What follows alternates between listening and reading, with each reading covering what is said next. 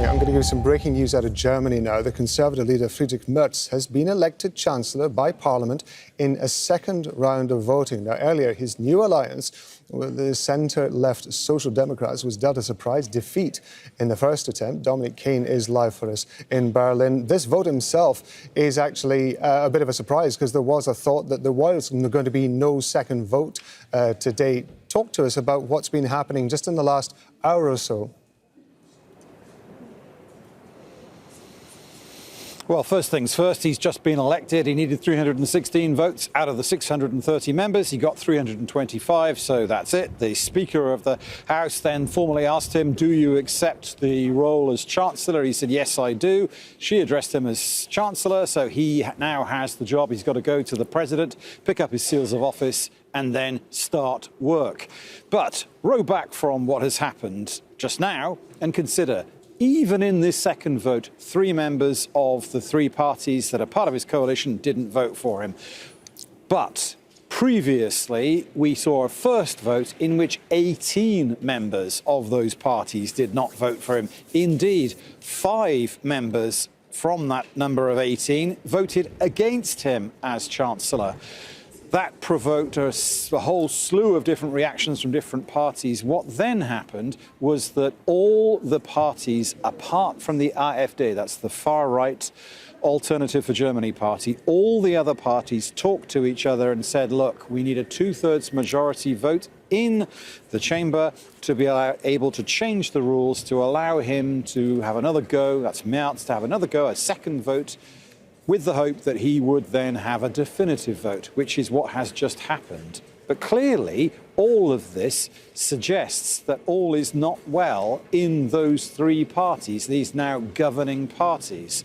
The fact that members of Parliament were told this morning, Friedrich Merz is our candidate, vote for him, 18 of them didn't, 5 of them voted against him, suggests, as I say, that all is not well.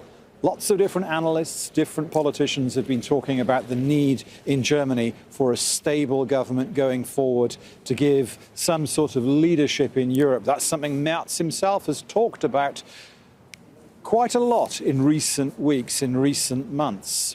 And yet, he now goes into the Chancellery. He'll go and pick up the seals of office this evening. He'll be in the Chancellery. We expect to hear from him at some point in that setting. And yet he starts in this new position knowing that members of his own coalition voted against him. This is all very unsettling for Germany's internal politics. It was also unsettling for a period of time, I would imagine, for the European Union as well, Dominic, because, of course, Germany has a significant leadership role in the EU. It seems as though that may well be back on track, but there must have been some fairly shaky moments.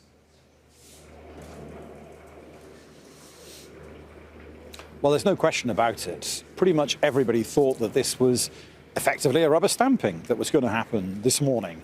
That Mr. Scholz, Mr. Merz, one leaving, one arriving, that it would be seamless.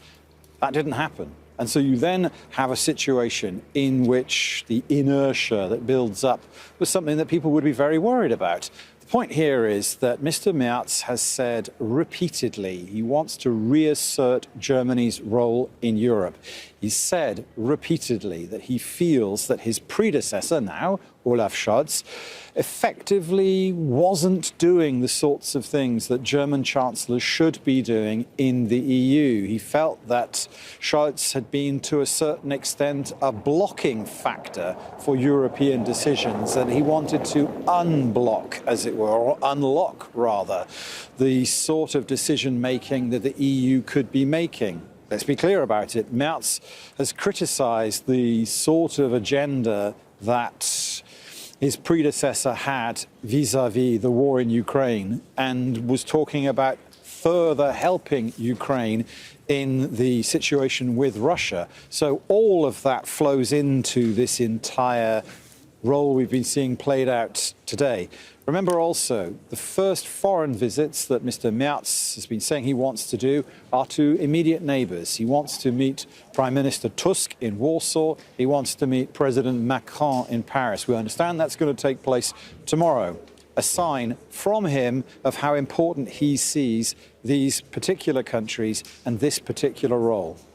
Dominic, just briefly, of course, this isn't just about the EU. It's not just about Germany's broader politics. It's also about the domestic issues that Germany itself has been facing, including, of course, its economy, which has been shaky at times. What are the primary goals and what are the primary priorities, if you like, that the Merz is going to face now that he's actually been put into office? Two issues were transcendent in the general election, which took place just over 10 weeks ago: immigration and the economy. So on immigration, we understand very clearly from the man, Alexander Dobrindt, that's the new Interior Minister, a Bavarian conservative, an ally of Merz, wants immediate action. We will see that pretty quickly on the borders, the sorts of controls taking place there, which perhaps haven't been as intense or intensive as previously. We'll see how that plays out. In terms of the economy, remember that Mr. Merz and the Social Democrats and the Green Party several weeks ago voted to change the constitution to allow for far more money to be borrowed. Yes, to improve the military situation in this country, but also to improve the economy. Hundreds of billions of dollars, which Mr. Merz wants to see spent on the economy, on infrastructure. The question now is, he has this majority, he is the Chancellor. How quickly will we start to see the sorts of things which many different economists say is necessary? I spoke to one leading economist yesterday preparing for today's situation in Parliament, and he said to me, look, we need a very clear strategy, not just for the short term, but for the very long term. How are we going to improve digitalized economy in this country? How can we cast off the old shackles in an economic sense? Well, these are all questions that Merz has to answer, and many people think he has to answer them quickly. Dominic, we appreciate you breaking that down for us. Dominic Kane in Berlin. Thank you very much indeed. Make sure to subscribe to our channel to get the latest news from Al Jazeera.